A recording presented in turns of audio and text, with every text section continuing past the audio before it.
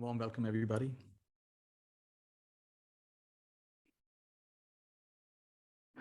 Appointment with yourself.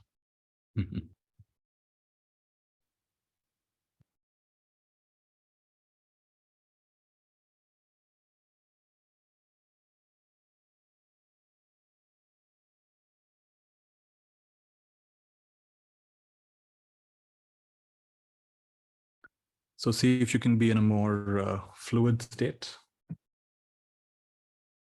by which I mean not being very fixed in any idea. Because life is fluid, everything is moving. So if you see if you can also be a little more fluid. Fluid in your idea of who you are, idea of what you're looking for, seeking, wanting.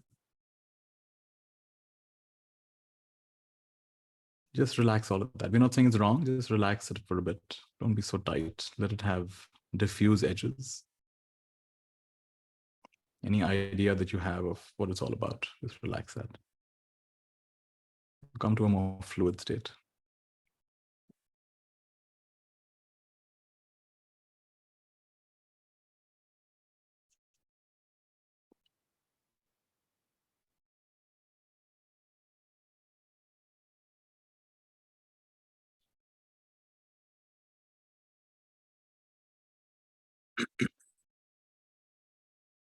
One thing that really helped me was the simple analogy of a car and its headlights. When you purchase a car and you ask the salesman, how far do the headlights go? So it goes about 200-300 yards. 200-300 yards. That's not enough.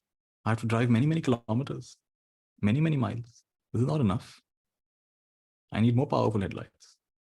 It's sir, but it's enough. As you keep driving, it'll keep showing the way. I said, no. I want headlights that go all the way to my destination. I'm sorry, sir, we don't have that kind of car. So this seems like a very funny person who's asking for a kind of car where the headlights shine all the way to the destination. That's not the way it goes. So you have some sense of where you are, what's coming up, what needs to be done. Those are your headlights.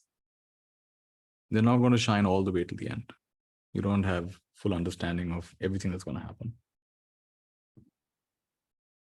But what you have is enough. And if you don't fixate on what you left behind or what else you need to know, then those headlights, whatever is in your awareness, whatever is quite clear, needs your attention. That's enough.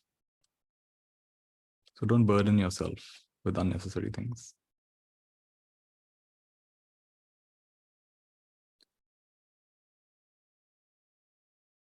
So like I'm beginning this session, I have some inkling of what I want to explore with all of you. But I don't know all of it. But I can trust that the rest of it will emerge.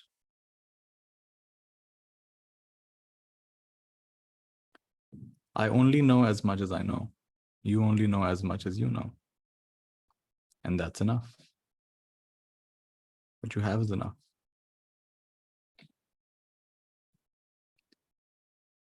Every time you believe that you should have more than you have, instant suffering, which is like a slap on the wrist from life saying, listen, just notice what you have.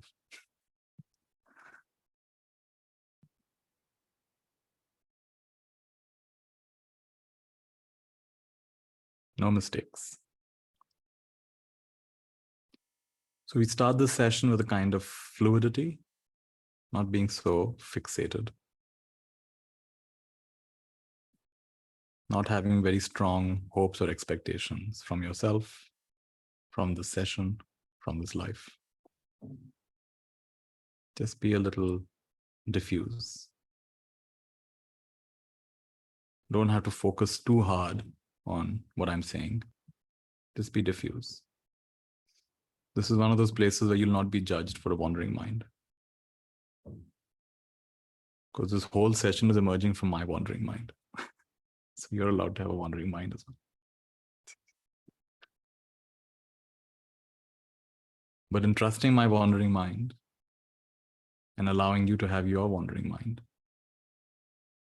you're going to get in touch with something deeper, a whole field of non-resistance.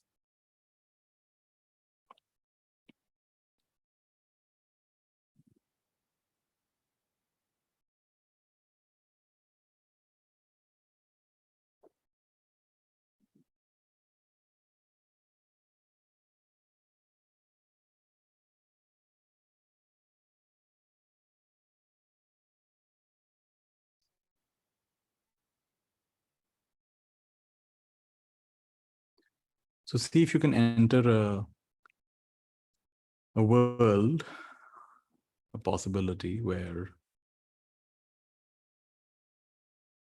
you're not magnetized, which means you're not pulled. You're not magnetized by ideas of shoulds and shouldn'ts. It's a world where you're not magnetized. You're not sucked in.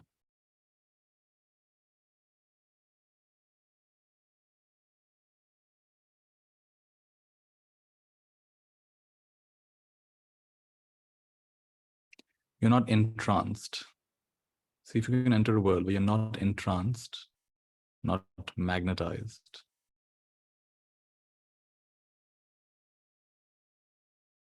Fascination has two aspects. One is quite a nice aspect, but the other aspect of fascination is we just get hypnotized. So that aspect of fascination, where you just get hypnotized. Who are you without getting magnetized, hypnotized, sucked in? So enter a world where just assume that you're not magnetized. You're not pulled here or there or anywhere. And also you're not fixated. So it's not like you like your present spot, which is why you don't want to go anywhere else. There's no fixation and there's no magnetization. Enter a world where you're not magnetized and not fixated.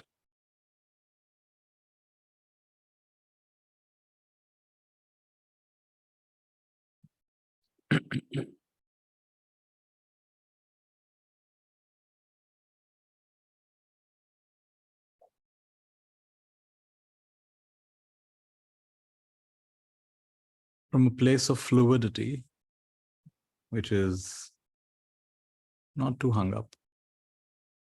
The river is very fluid. Even if you throw a rock in, it'll find a way around it. It doesn't suddenly stop. Oh my God, there's a rock. So you just keep flowing. And then refine this flow a little bit.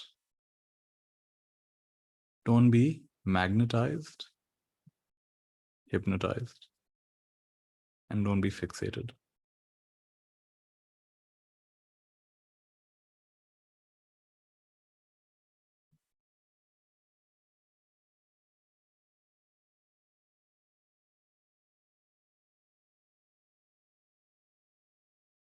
Just experience this life from the vantage point of fluidity, not fixated, not magnetized.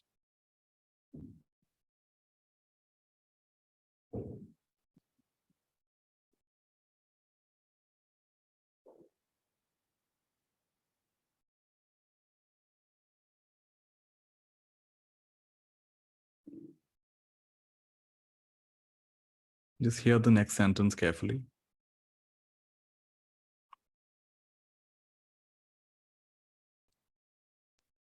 What's it like to be so free that you don't mind being not free? What's it like to be so free that you don't mind being not free?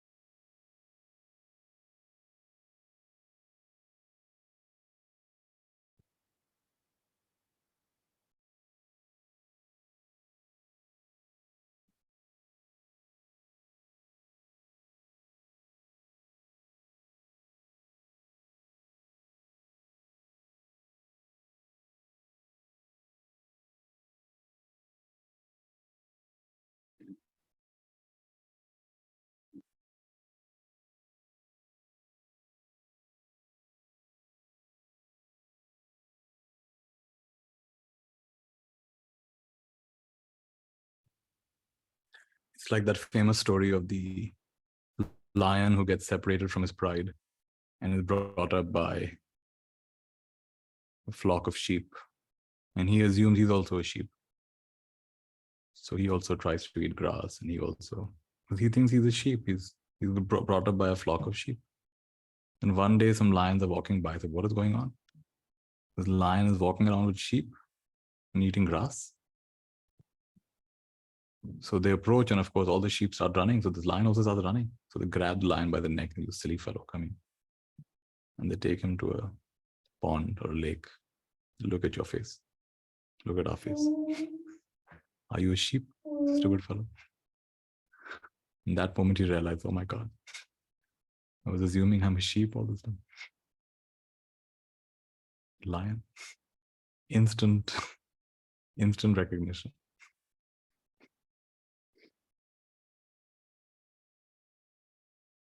Many of you are smiling without recognizing you are also that lion, pretending to be a sheep.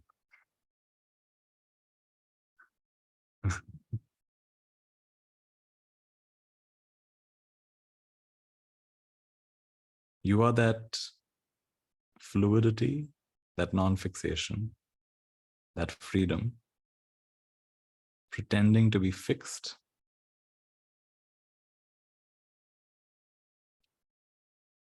pretending to be struggling, pretending to be wrapped up in 100,000 obstructions and limitations. Your predicament is actually,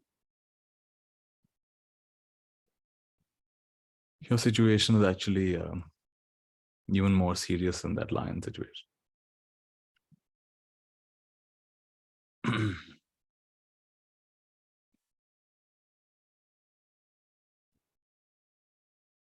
But to hear this can be a relief. It's a Satori moment. What is Satori? Satori is a Japanese word. Satori is like you see through things. Okay.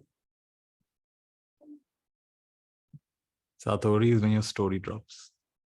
Satori. Not just a story, all your stories. I was in Boulder, Colorado with my friend, Steven Sashen, and we were discussing various things. So I told him about my anxiety to get enlightened in this lifetime. He said, oh, really? He says, show me how you're not enlightened. I said, what do you mean? My whole life is an example of how I'm not enlightened. Every aspect of my life. He said, oh, really? So you have an idea of how it's supposed to look like.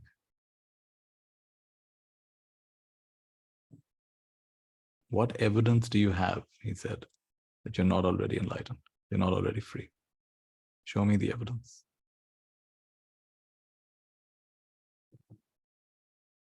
And in that moment, everything my mind came up with, I could just see through it. Yeah, just empty, empty, empty, empty, empty, empty.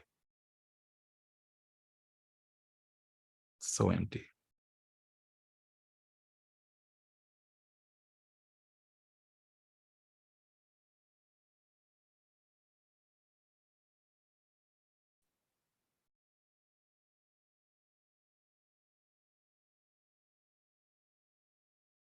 So this was a kind of act of the lion holding the other lion by the neck and saying, look in the mirror, look in the lake. What are you doing?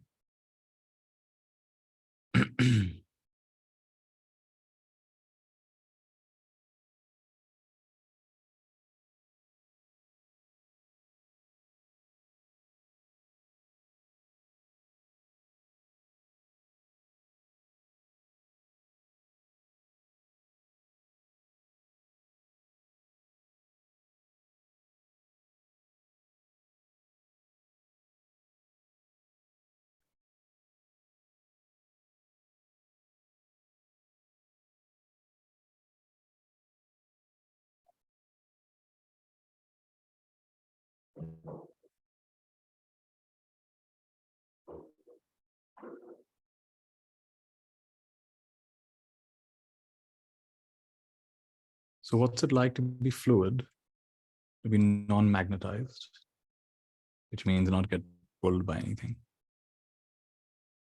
not getting pulled outward, not even getting pulled inward, not getting pulled anyward. What's it like to be fluid, non-magnetized, non-fixated, so free that it's okay to not be free.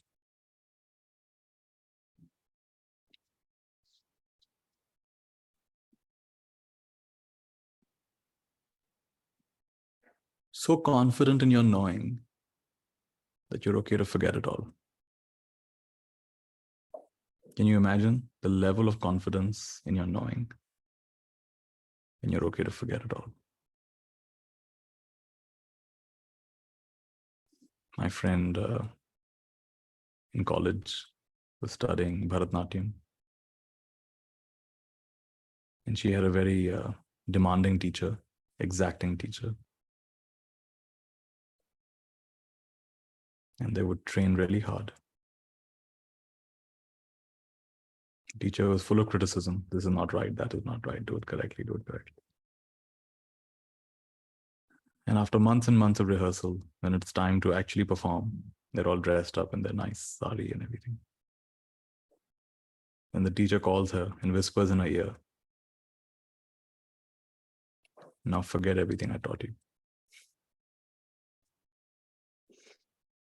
Now forget everything I taught you. You see that? Such confidence in knowing that you don't mind not knowing. Because when she's on stage and she tries to remember what her teacher taught her, that comes in the way.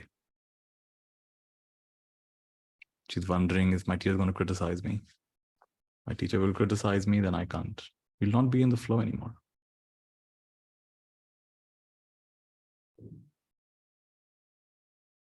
So what's it like to be fluid, not magnetized by this or that or anything? What's it like to not be fixated, which means not stuck on any point of view?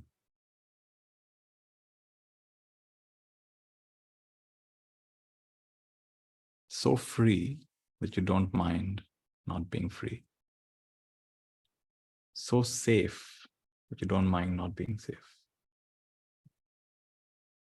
So confident in your knowing that you don't mind not knowing.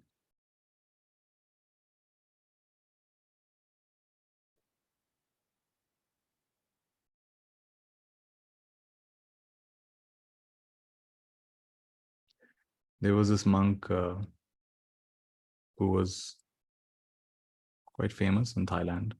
He was considered to be a great meditator. And he had a very severe car accident. And he pretty much became a vegetable. He was like in a semi-coma kind of state, So he had brain damage. And physically in a really bad shape. But our teacher said, don't get fooled. Don't get fooled by his body. Don't get fooled by his body. His spirit is like the sky. The brain has been damaged. The body has been damaged. It's going to prevent him from speaking clearly and doing anything much. But that's not him.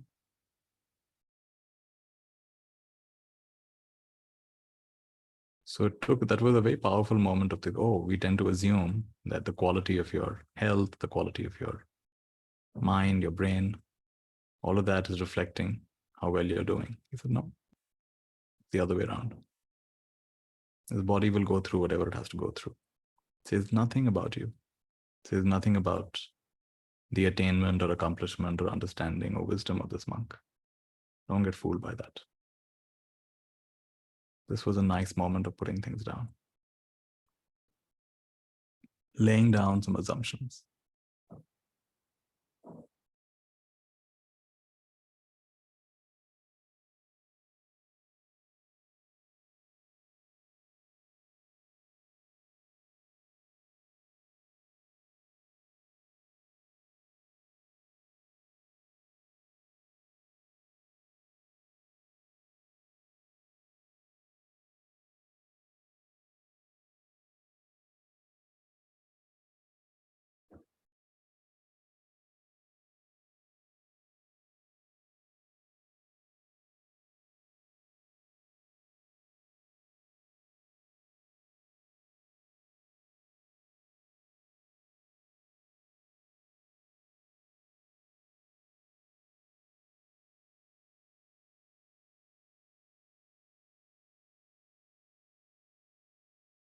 It takes courage to be fluid.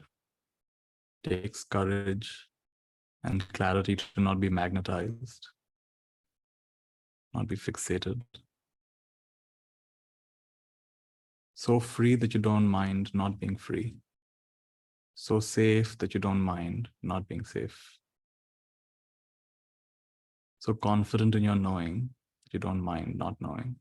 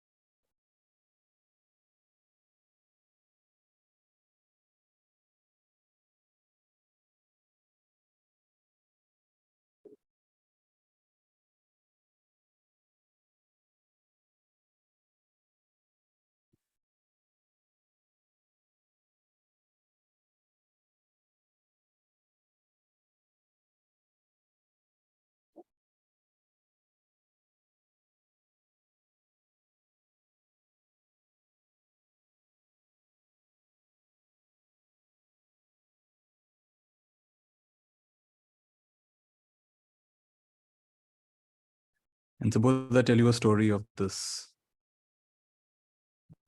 vast intelligence that contemplated for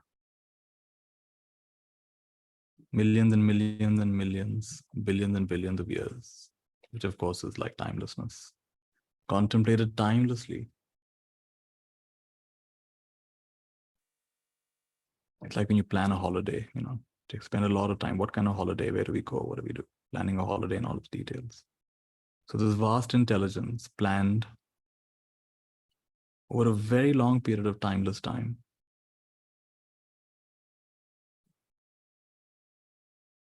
It planned this life of yours. It's not just some arbitrary thing. Down to its details, down to the quirks you have, the diseases you have, the anxieties you have, the dreams you have, the hopes you have, the aspirations you have, the the inhibitions you have, obsessions you have. All of this was planned by the superintelligence. Just take that as a story that I'm giving you. So suppose this was true, that there was a superintelligence that planned every last detail down to how your hair fall, every individual hair falls, every moment of every day.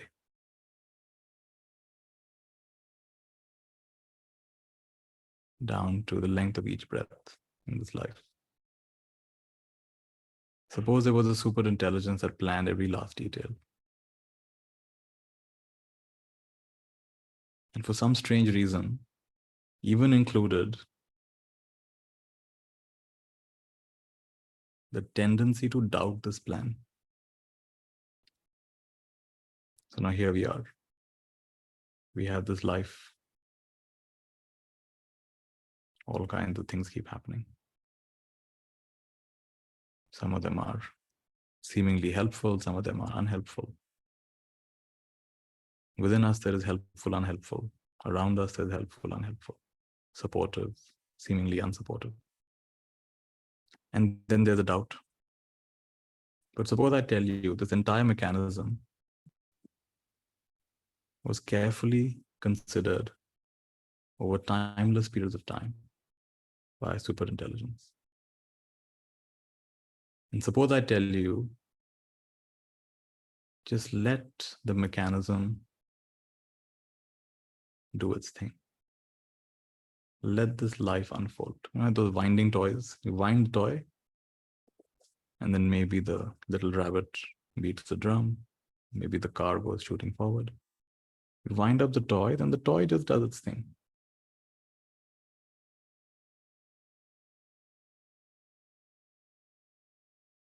So now this toy, which is you, this life, will just do its thing. And yeah, once in a while you'll doubt it as well. That's also fine. So now what happens? Non-interference. So safe that you don't mind being not safe. So free that you don't mind being not free. So confident that you don't mind being not confident. So clear that you don't mind being confused. Fluid, not magnetized.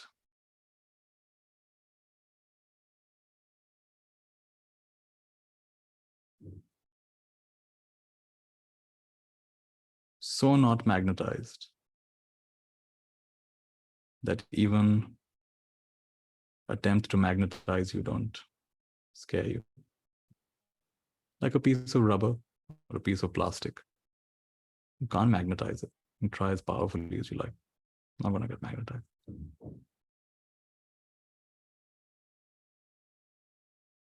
And not fixated.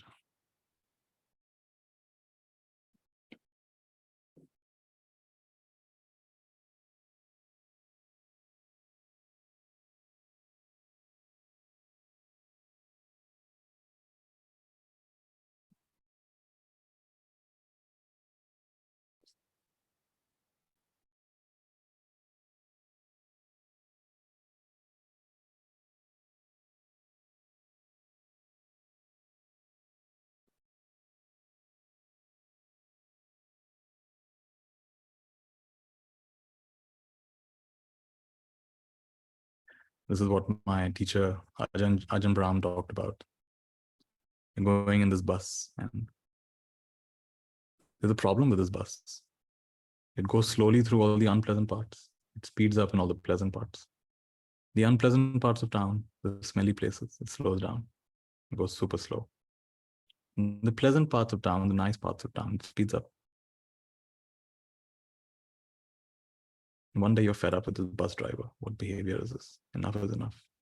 I'm going to give this bus driver a piece of my mind. So you get up, you walk to the bus driver's seat. You're shocked to find it's a driverless bus. It's one of those Tesla buses. No driver here. Gosh. You quietly come back and you sit on your seat. looking somewhat embarrassed, hoping no one noticed.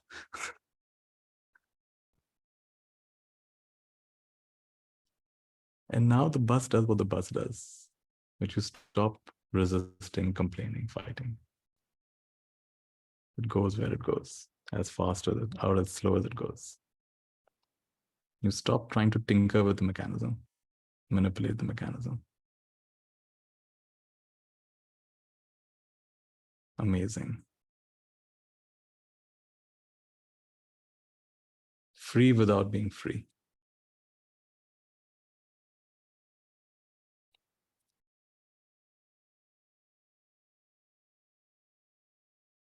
By allowing every kind of suffering,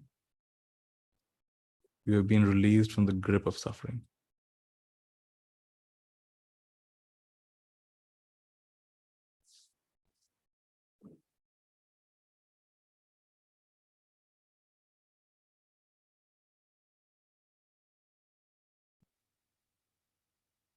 Dogen Zenji says, the life of a Zen master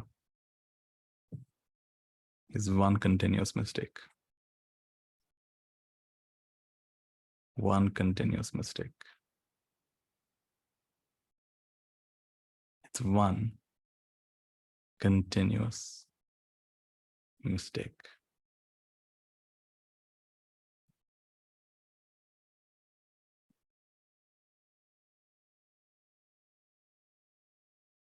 What's it like to be fluid, non-magnetized, non-fixated with this one continuous mistake?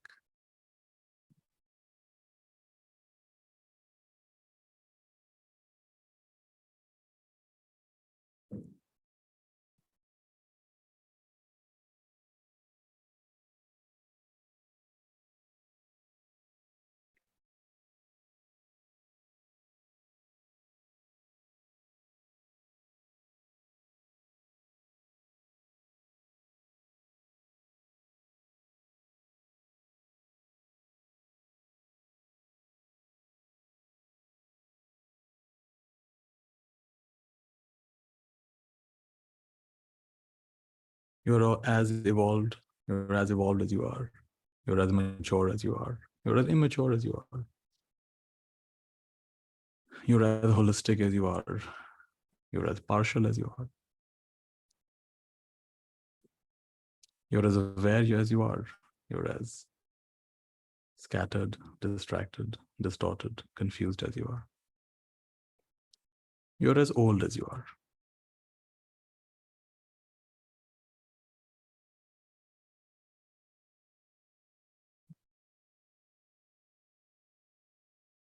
You're as fulfilled or unfulfilled, happy or unhappy as you are.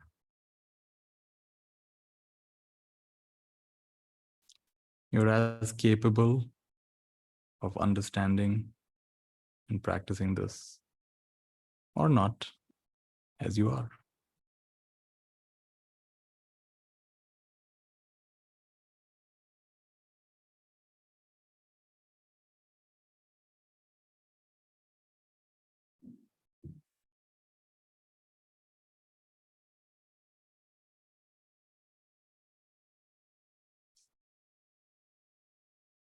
Not magnetized, not fixated.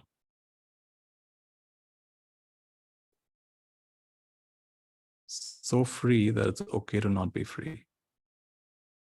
So safe that it's okay to not be safe. So confident in your knowing that it's okay to forget everything, not know anything.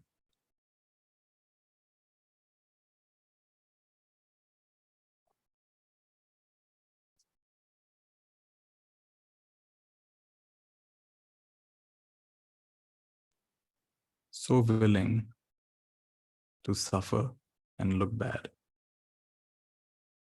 That suffering and looking bad, appearing bad, have no control over you anymore, no grip over you anymore, no power over you anymore.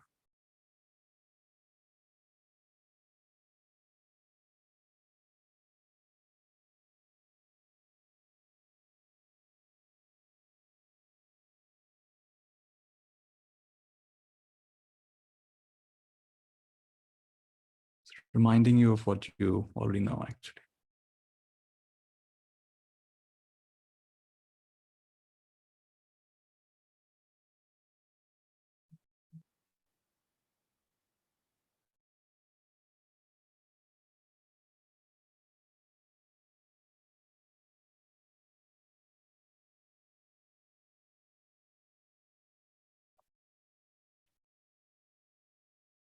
I think it's a nice story that the super intelligence has figured it all out from the place you were born, who you were born to, what goes on in your life, how much you were bullied or how much you bullied others, what you achieved or didn't achieve, parameters of intellectual ability, emotional intelligence, mathematical ability, parameters of health, height, weight, social intelligence, prowess with knowledge, language, articulation, or not, ability to share things in a simple way or complicate the simplest things where even you get confused what you're talking about every time you open your mouth.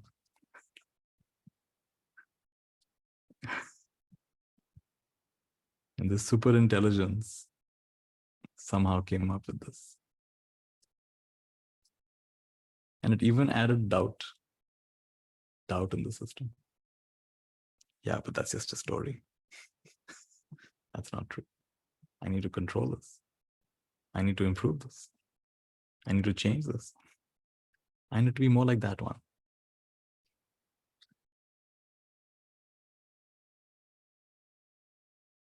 And suppose you go with that for a moment, that this is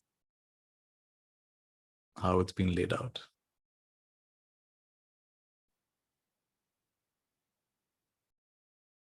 And could it be that the answer is not in tweaking this, changing this, improving this, making it better? Could it be that the answer is not in any of that? Because we've been trying that for a long time. Could it be that the answer is a kind of sweet surrender? Sweet surrender. Deep out breath. All right then. Let's go with this.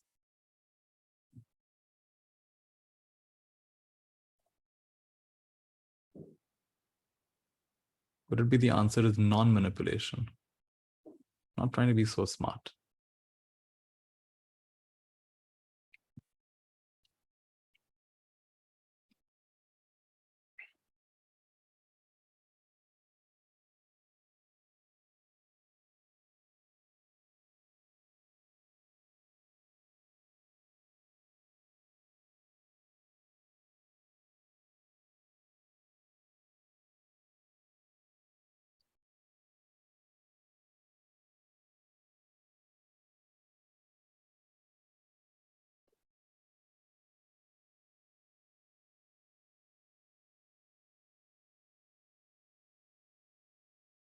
Grabbing yourself by your own collar and asking yourself, really? What's wrong with right now? Show me. What's wrong? What's wrong with right now, apart from this whiny little inner voice that says, oh, but why not? Why is this? Why are they? Why am I? Grab yourself by the collar and say, what's really wrong with right now? What is it? What's missing?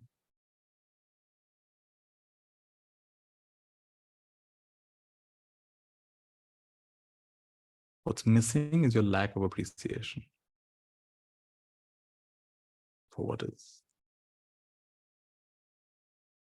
Lack of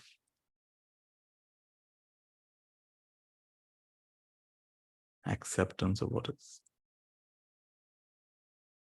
Being in opposition to what is.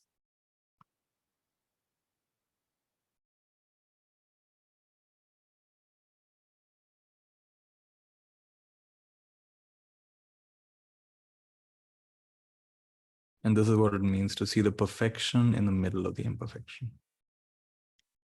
In fact, the word imperfect spells out as I'm perfect. Imperfect is saying boldly, I'm perfect. No, you're imperfect. I'm perfect.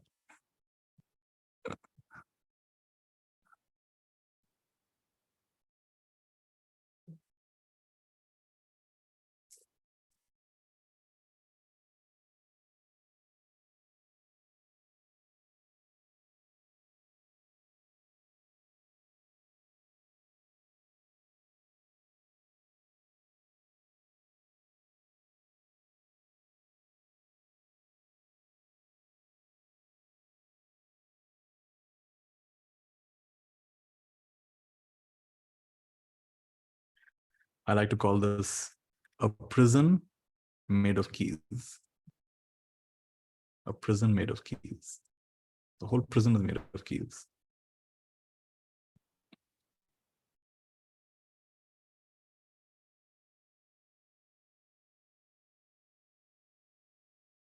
Everything that's entrapping you is also freeing you, can also free you. Or like Douglas Harding said, that every prison cell has only 3 walls. What does it mean? Every prison cell has only 3 walls. Every room has only 3 walls. Have you noticed? Rooms don't have 4 walls, they have 3 walls. Look at your experience. Like right now, I can see a wall in front of me, a wall to my right, a wall to my left. I can't see a wall behind me.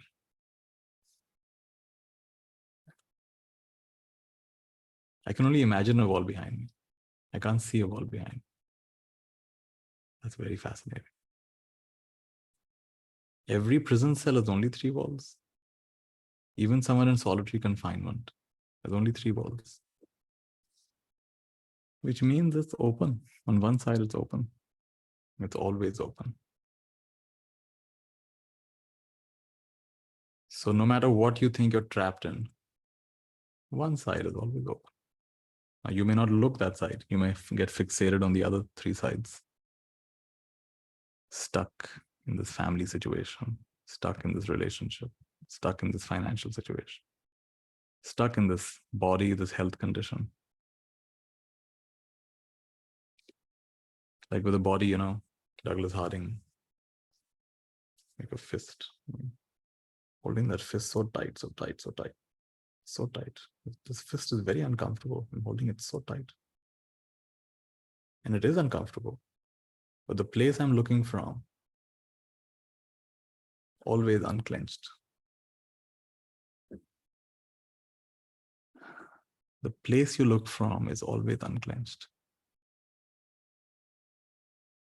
So that's how you can have a measure of ease right in the middle of a debilitating health condition. If you focus on the 3 walls of the prison, so scary, so painful. You go looking for the 3rd wall, 4th wall, nothing there. So that's why I say it's a prison made of keys. It really is a prison made of keys. And that's the genius of the superintelligence. It said, let me come up with the most amazing puzzle, because I'm so smart. I'm very hard to fool. Let me come up with the hardest puzzle for myself. A puzzle where every element of the puzzle is the answer to the puzzle. And let me see if I can solve it. Because every time I pray, and in that situation, I pray, it'll be so entertaining. This fellow is praying. Everything around him is the answer.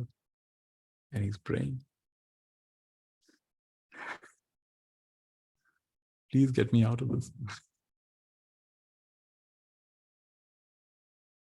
Nice quote Pinky shared with us today. When the gods wish to punish us, they answer our prayers. Quote by Oscar Wilde. When the gods wish to punish us, they answer our prayers. Love it.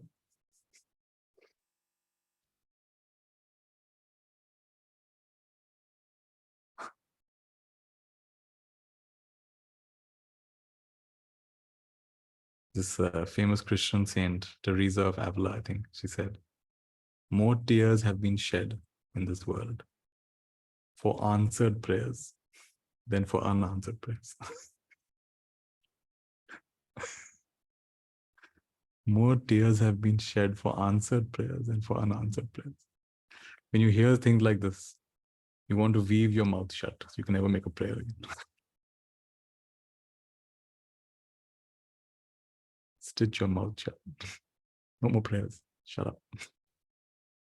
Go through it. Let's stick to the plan.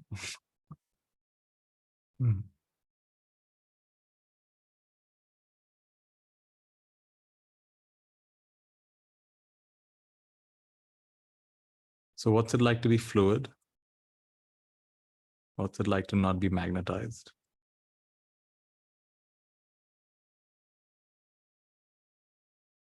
What's it like to not be fixated?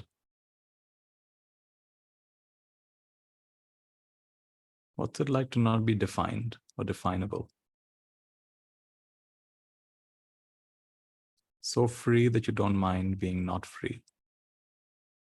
So safe that you don't mind being not safe.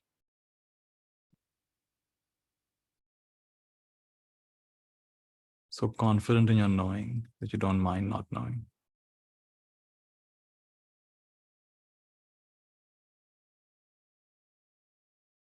So aware of how helpful you are that you don't mind ignoring pleas for help, not being helpful.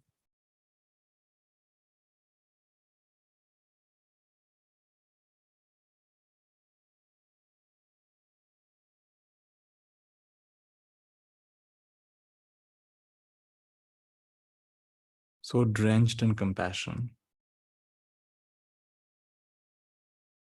that not even afraid of being callous. Sometimes callousness is the supreme compassion.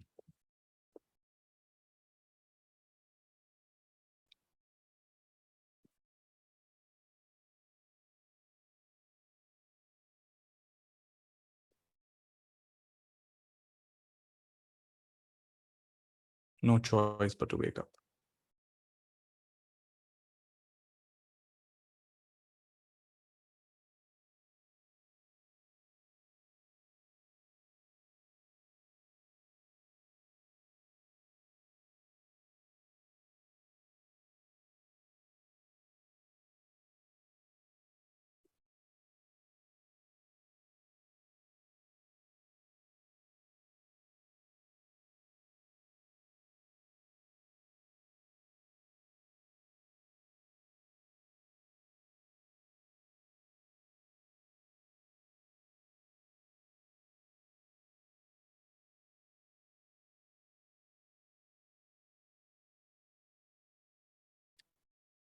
And everything that's happening in the session is karmically inactive, which means it will not benefit you. It will not make you better. It will not make you more peaceful. You will barely remember what was said here. Even if you do, it won't help.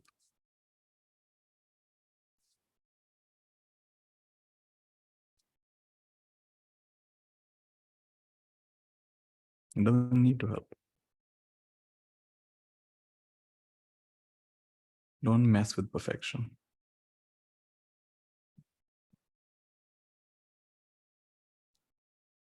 Don't mess with perfection.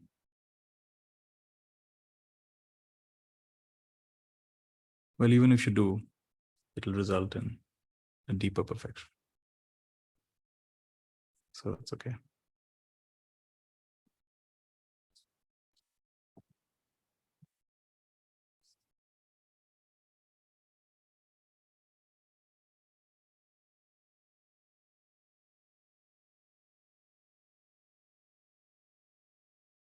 So imagine feeling simultaneously pukish and sky-like.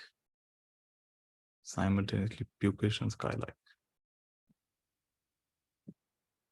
That lion looking at his reflection, first of all, wants to puke out all the grass he's been eating for so many years. What the hell have I done?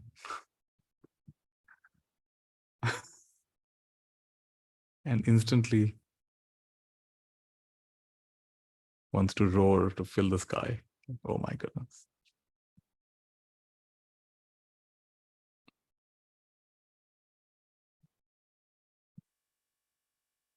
So that's the situation.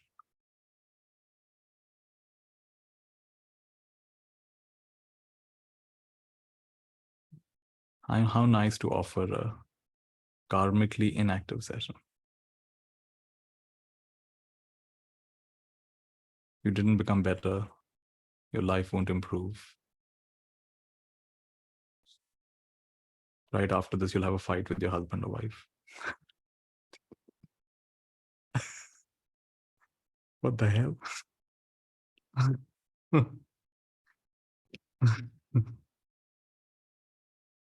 What did I pay all this money for? What did I wake up so early for? Stay up so late for?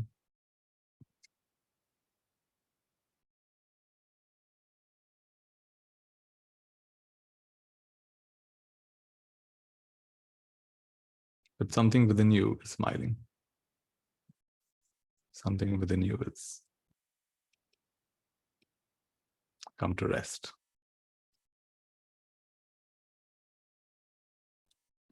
Because you saw it's a driverless bus, self-driving bus. No point complaining so much. No one's listening. And if someone listens, that's a bigger problem. Why? When the gods wish to punish us, they answer our prayers.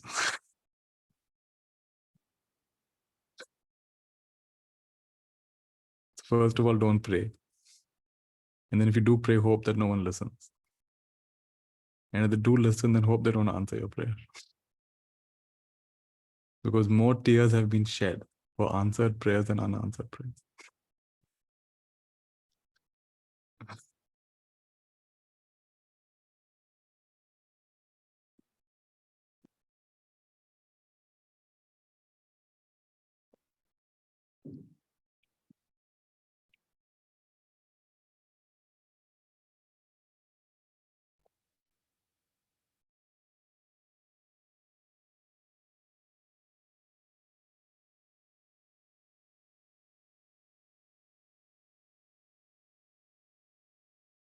Your only problem is you're looking at it from the perspective of this little body-mind character.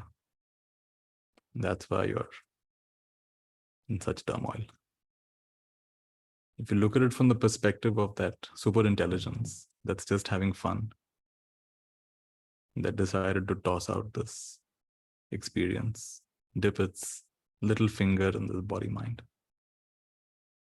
If you look at it from that perspective, it's all quite entertaining. It's all quite ridiculous.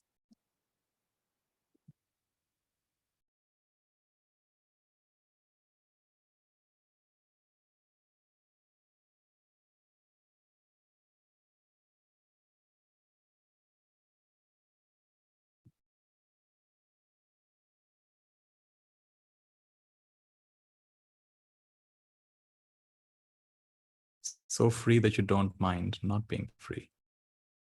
That's the super mind, the super intelligence. The super intelligence is so free that it doesn't mind not being free. Okay, let's show up as Shri Ram, Chitra, Ashwin, Smita. Let's show up like these dream characters.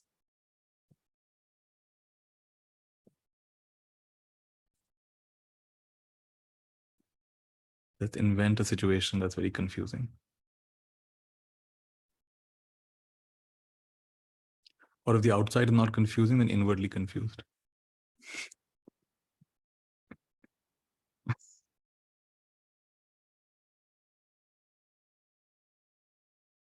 Because that's the only game left. For the super intelligence, the only game left. It's so super intelligent. The only game left is to forget for a while. There's no other game left in town. It's the only game in town.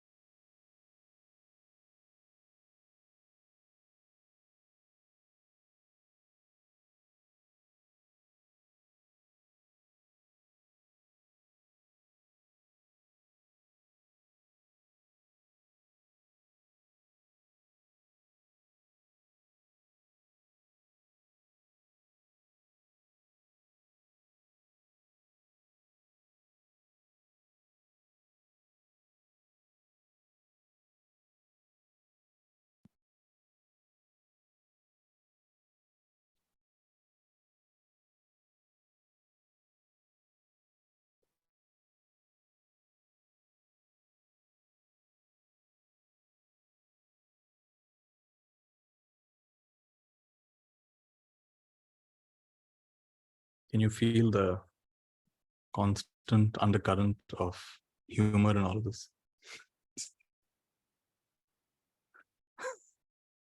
Constant undercurrent, undertone. You know, when I do EFT, there's one statement that never fails to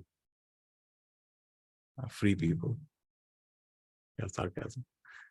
When I do EFT, then this statement always helps people. What's the statement? That all along, I thought this was a horror show, only to realize it's a comedy show.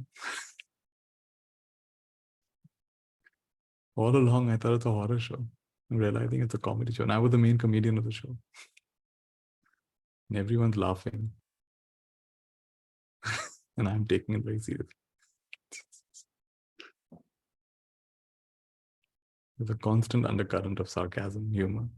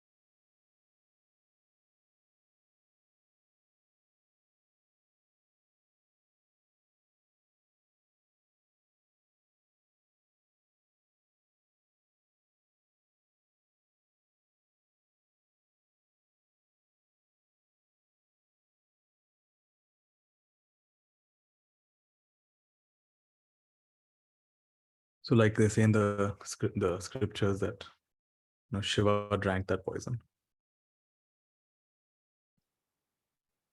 So you also drink the whole thing. Don't hold back. Don't leave any drop. Drink the whole potion. Whatever served to you in this life, let's drink all of it. Don't try to drink half of it. I want this part, I don't want that part. Drink all of it. Drink all the highs and all the lows. All the disappointments. All the appointments and all the disappointments. Drink it to the last drop. Drink it all up.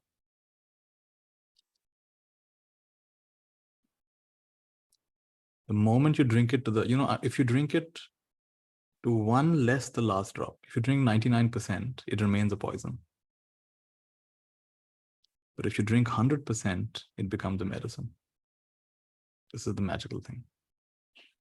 If Shiva drinks 99% of the poison, that's going to kill him. But if Shiva drinks 100% of the poison,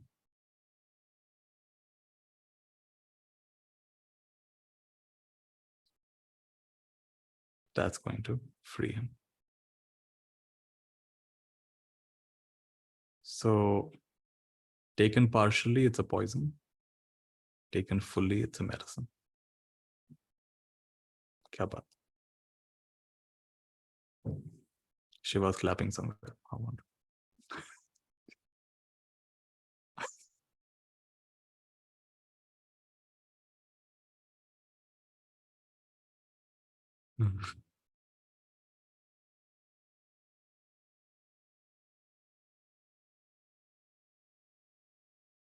And our only issue is that we are flirting with the 99. We're all on 99. Somewhere, some of you are 98, but most of you are 99.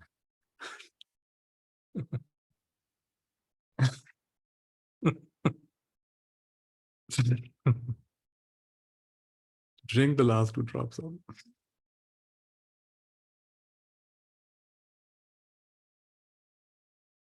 And then it's done.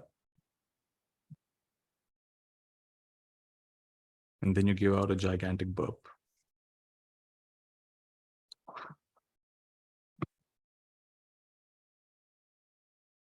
The super intelligence waking up. Oh my God, what are they doing?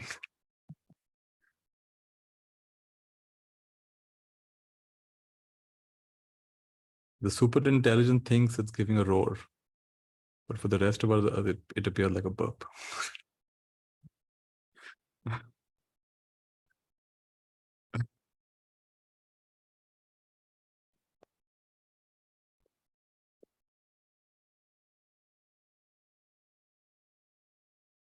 So not fixated, not magnetized.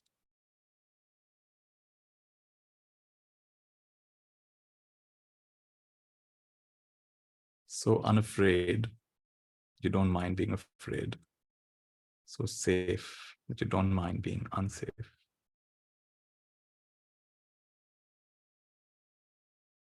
So eternal, you don't mind being born and dying.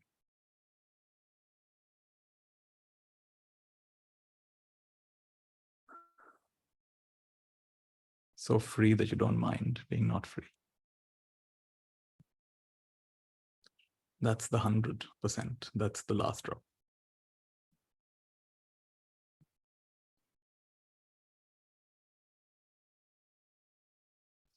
Play your role solidly. Whatever role you have, play it solidly.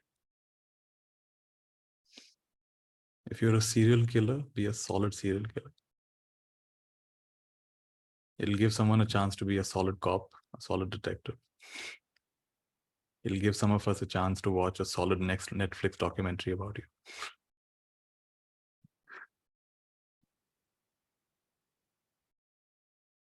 But if you do a half-ass job, nobody's happy at the end of it.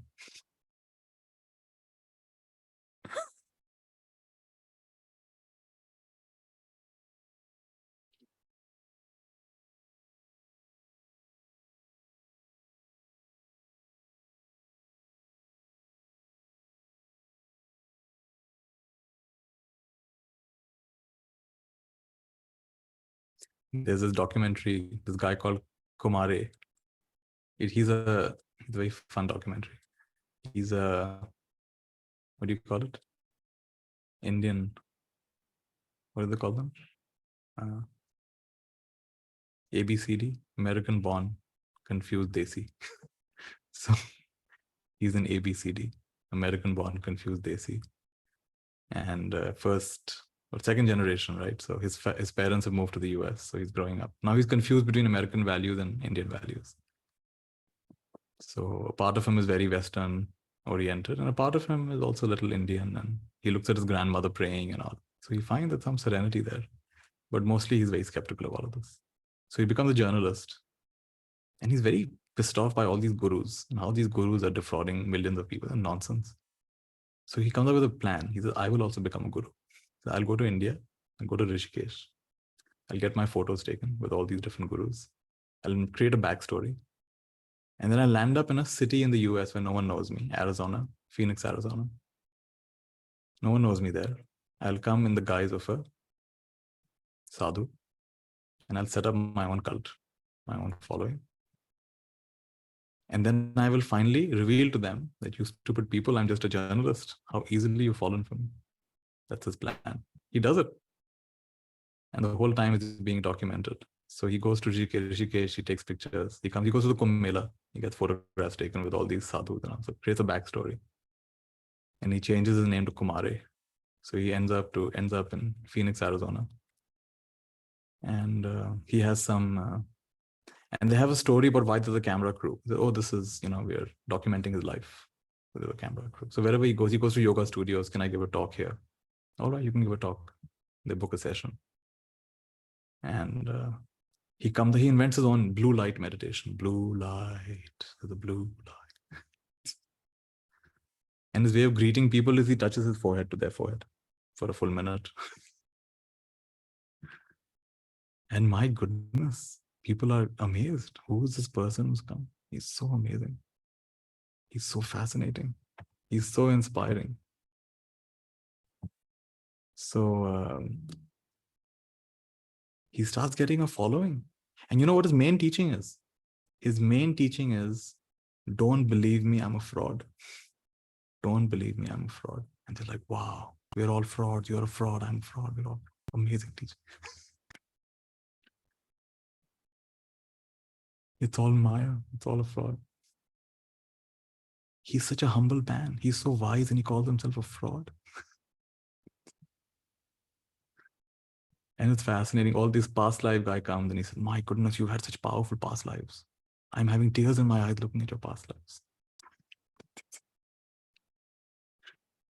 And he's also shocked because he's really enjoying it. He's never had such deep conversations in his life. He's never had people come and open up their hearts. And it's like a part of me knows I'm faking everybody, fooling everybody, but a part of me is really enjoying this. And then there's this day, which is he's told long before that this is going to be the day of the great reveal, the great reveal. So his disciples are all waiting, great reveal. And great reveal is the day where he will tell them that he's a journalist. He's not a guru. He's not a sadhu. And that day they've all been preparing for. And that day he basically shits his pants. He doesn't have the courage to go and tell them.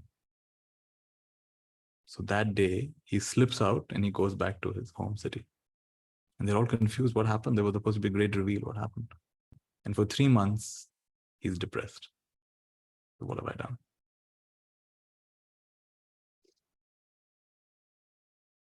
But then kudos to him. He sets up another gathering in Phoenix, Arizona. People gather and there's a film played saying, listen, you know me as Kumare, but I'm not who you think I am. I was born so-and-so. I grew up here. I went to this university. And this was a made-up story. And I know some of you will hate me for this, but I hope some of you can accept me for this. And he walks into the room. And people are confused. Some are angry. Some are so angry they walk away in disgust and they just storm out of the room, never to see him again. And some of them like, who cares? You touched my life. Who cares? It was amazing.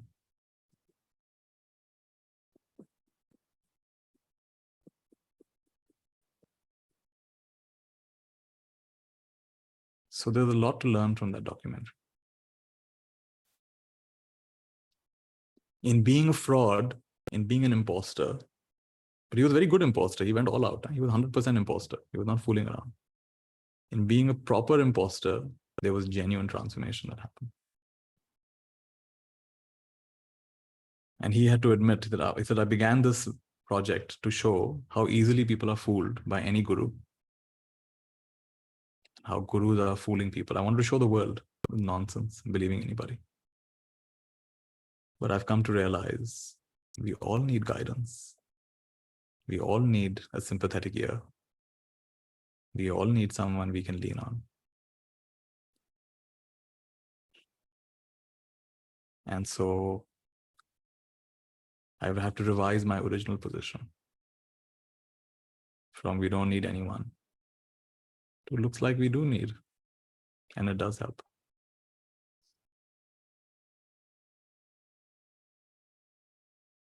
And that was his version of drinking the poison all the way. It became a medicine. That documentary creates very mixed feelings in people. Remember earlier I talked about feeling pukish and sky-like at the same time. You'll feel that throughout the documentary, because at one level you're feeling pukish. This guy's lying. He's deceiving them. And at the other level, you can see that people are genuinely getting healed. They're putting down burdens they've carried for years. They're letting go of guilt and remorse. That's also there. Now, what do you do? This really challenges our moral code. Normally we say, oh, lying is always bad. But look here, he's lying, but he's helping.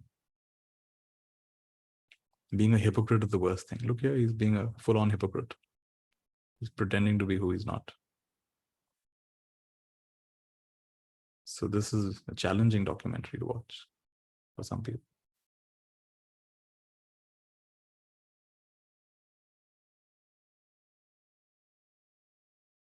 But from the perspective of what we've been talking about today, it's perfectly okay. The super intelligence pretending to be what it's not. So free that you don't mind not being free.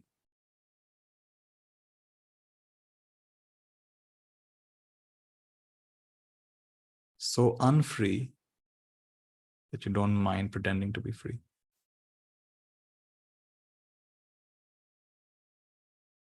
Good stuff. Where is it on Netflix? Not interested in listening to me anymore. I want to go to Netflix. You got to look for it. Kumare. Kumar. Kumare.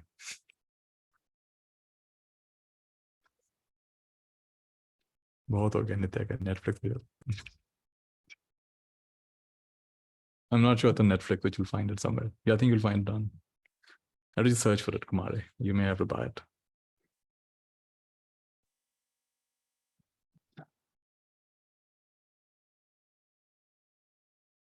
All right, everybody.